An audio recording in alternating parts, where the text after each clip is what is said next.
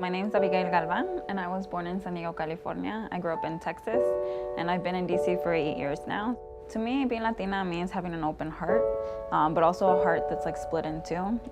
It means that like part of us is always going to be formed by our homeland, our family, our culture, and that other part of the heart is going to be the life that we've made for ourselves here. To me, actually, my father is the image of Christ. Oh, my dad came at 14, and he came because his father passed away, and his sister died of malnourishment because they were too many to feed. So he came at 14 years old to work and to create a family from us for his future family. To me, that's what it means, laying down your life for another. It doesn't mean a literal death. It can mean a life of construction work and like ruining your knees so that you're just 50 and you can't kneel down anymore from the hard work that you've been doing your whole life. My mom had a little bit of a different story. She was able to get more education than my dad. She came when she was older, around high school. She also came for a better life for her children. Her passion was teaching. She was able to transmit those values to us. But their life is a life of sacrifice for us. And to me, that's where I get my will and my vision. I'm living the life that my parents dreamed of. I decided in college that I was going to give my life to the church.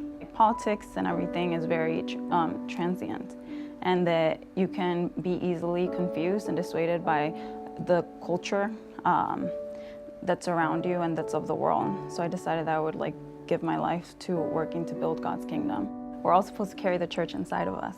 At least that's what I try to do.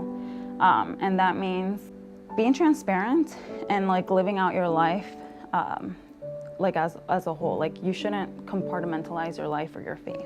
You should let it permeate into every aspect of your life. That's the way in which I have my future to offer the church as well. Like I'm continuing to form myself as professionally and as an individual. I think that the way the church can support us is by listening to what we have to say, as well as giving us the tools to grow in our faith. We need to voice the truths that the church has to offer. What attracts people isn't like the fluffy stuff, but it's like the truths that the church teaches. In the United States in particular, I think there's a tendency to polarize or to politicize the church, where we think in terms of political parties, Democrats or Republicans. And so we kind of split into two in that way. We need to keep our eyes on God and realize that like God is not part of any political party, that God has one message and one message alone. And that if any time we're talking to someone else of faith or someone else who's even not of faith, and we feel our hearts hardening, that we should stop and reflect and realize that when we harden our hearts, we can't let God's message in. So like I think a lot of times we forget that like being Catholic isn't just about the glory of the resurrection, but it's also the pain of the cross. I think like God uses us as vessels to reach out to others. So just like honestly just being kind, like loving someone, being present in your conversations with them, helping them feel that love and cherished the way like Jesus loves and cherishes them. What I would tell my parents is that everything I do is for them, and that everything I am is because of them.